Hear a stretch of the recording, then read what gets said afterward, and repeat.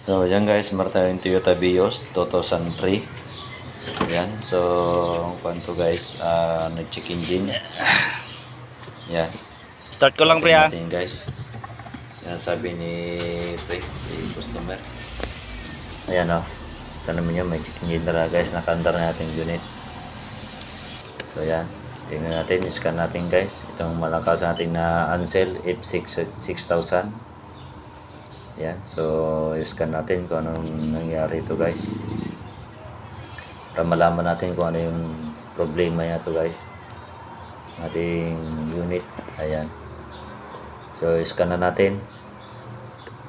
Ayan guys, so dalawang trouble code, yung P001 ay P0110 take and ay 4G bulb pre, tapos evaporator 4G bulb di isa system, mesa 4G bulb.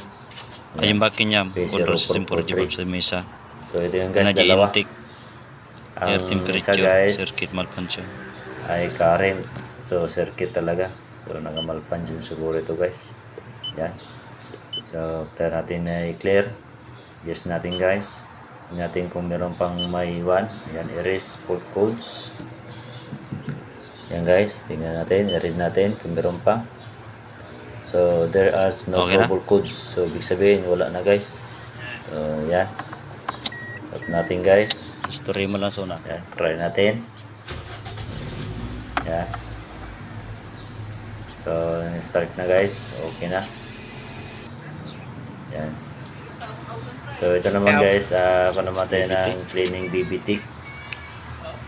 So yan, nag-clean naman tayo ng BBT. So medyo marami na rin guys. So ito yung power window ni sir. Kailangan natin na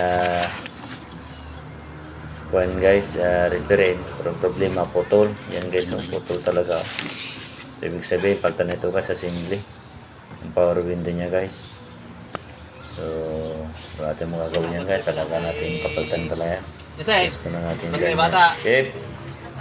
Ganyan BBT. So yan.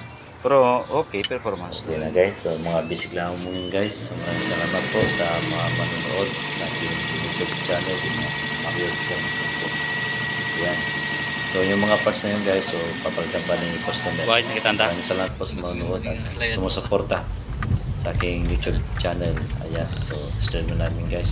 Yan si Pre.